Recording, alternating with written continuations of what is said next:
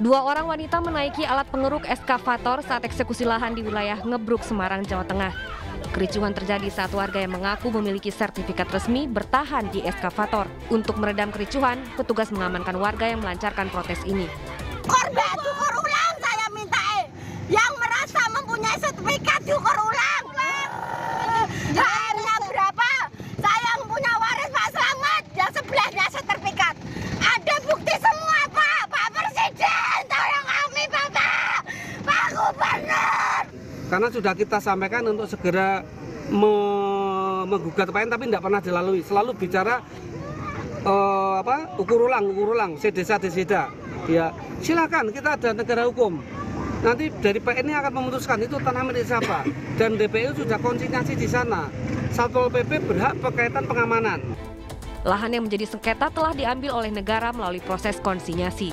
Rencananya pada lahan ini akan dibangun jembatan yang menghubungkan dua kelurahan dan juga untuk mengendalikan banjir. Pemerintah meminta warga yang mempunyai bukti sertifikat tanah resmi untuk membuktikan dan menggugat ke jalur hukum. Dari Semarang, Jawa Tengah, Wisnu Wardana, iNews melaporkan.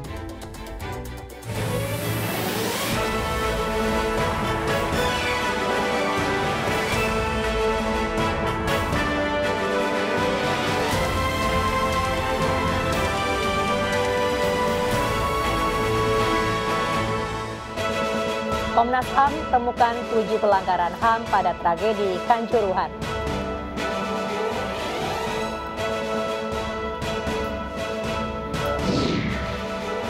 Seekor babi hutan mengamuk di klinik, lukai warga. Apa ini? Saya nggak ada opening. Ini.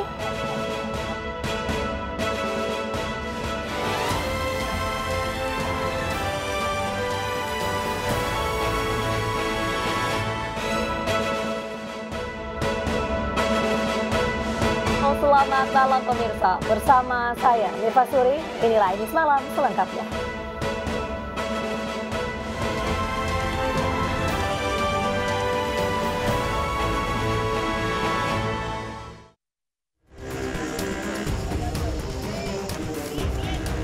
Inilah video viral pengeroyokan yang membuat seorang pelajar mendapat perawatan di 2 rumah sakit berbeda.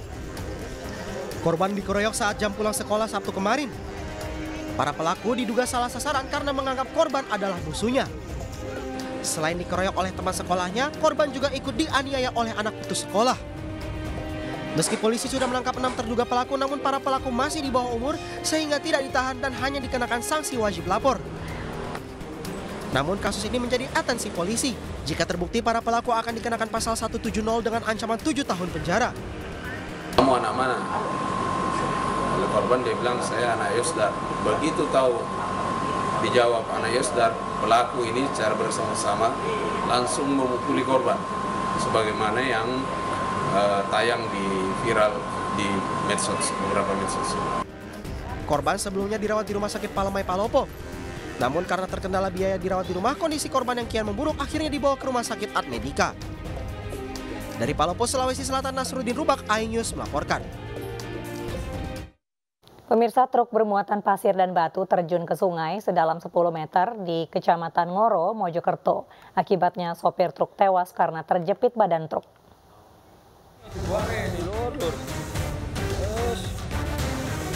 Truk bermuatan pasir dan batu terjun ke dalam sungai sedalam 10 meter di Jalan Raya Krikilan, Kunjuro Wesi, Kabupaten Mojokerto, Jawa Timur. Kecelakaan menyebabkan sopir truk bernama Imam Mustafa tewas karena terjepit badan truk. Diduga rem truk tidak berfungsi saat antre di pinggir sungai. Terus kemungkinan besar itu supirnya kurang enak badan atau gimana?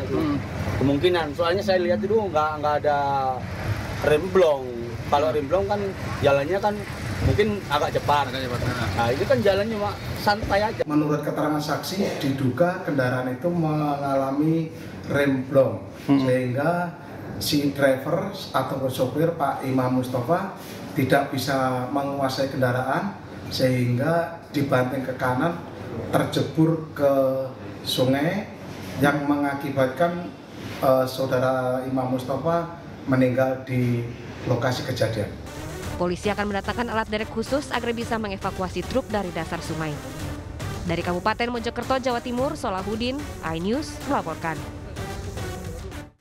Pelaku pembunuhan anak kandung di Depok, Jawa Barat mengaku menghabisi anaknya lantaran kesal karena berselisih dengan istri. Pelaku terancam hukuman 15 tahun penjara.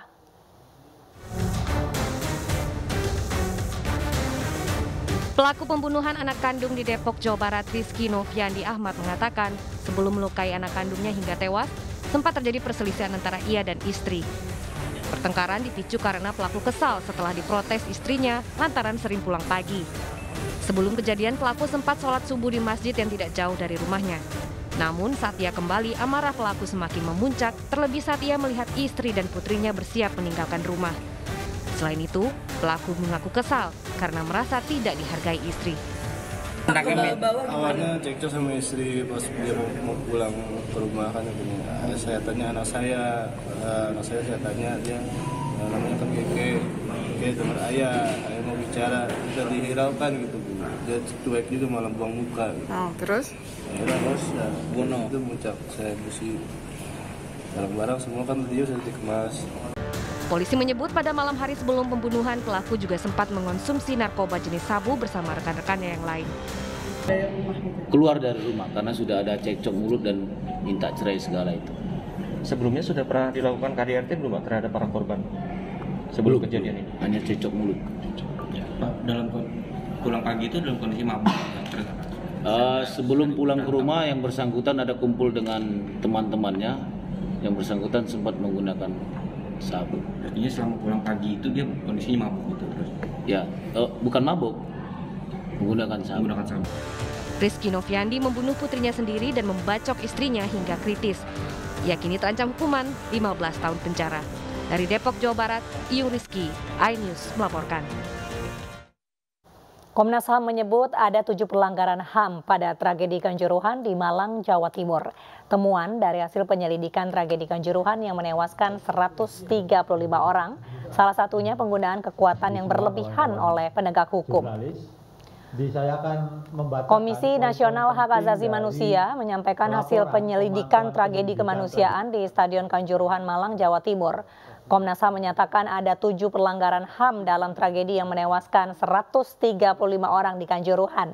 Di antaranya penggunaan kekuatan yang berlebihan oleh aparat keamanan dengan penembakan gas air mata. Pelanggaran lain, tata kelola yang diselenggarakan dengan cara tidak menjalankan, menghormati dan memastikan prinsip dan keselamatan serta keamanan.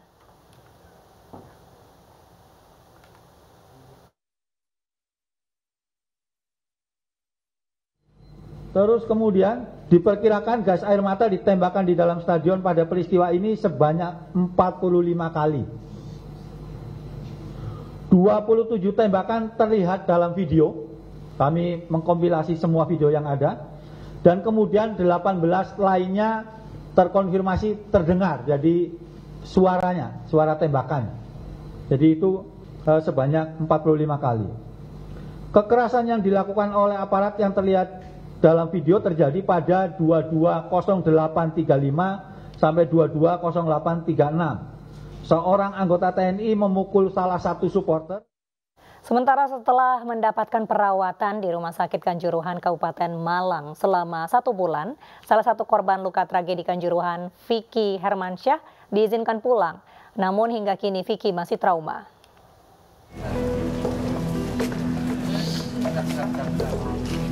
Vicky Hermansyah, salah satu korban tragedi Kanjuruhan, akhirnya diizinkan pulang setelah sebulan dirawat pasca tragedi yang menewaskan 135 orang. Vicky tiba di rumah orang tuanya di Kelurahan Kesambi, Kecamatan Porong, Kabupaten Sidoarjo. Arema asal Sidoarjo ini sempat dirawat di Rumah Sakit Umum Daerah Kanjuruhan selama 1 bulan. Vicky adalah pasien terakhir yang dirawat di RSUD Kanjuruhan. Namun meski sudah diperbolehkan pulang, kondisi Vicky belum pulih normal, masih trauma dan lebih banyak diam. Sekarang kondisinya Vicky sudah alhamdulillah sudah membaik. Tapi kesadarannya beliau masih belum bisa normal dan duduknya juga belum bisa normal juga. Belajar, masih pembelajaran. Kemarin kita ke sana itu kita belajari duduk, cuma sebentar karena beliau enggak bisa terlalu lama untuk duduk karena badannya masih lemas. Rencananya Vicky akan dirawat di rumah dengan pengawasan pihak Dinas Kesehatan Sidoarjo untuk memantau kondisinya. Dari Sidoarjo, Jawa Timur, Yoyo Agusta, Ainus melaporkan. Pengendara mobil tewas usai terkena peluru nyasar polisi saat bersihkan senjata. Informasinya usai jeda.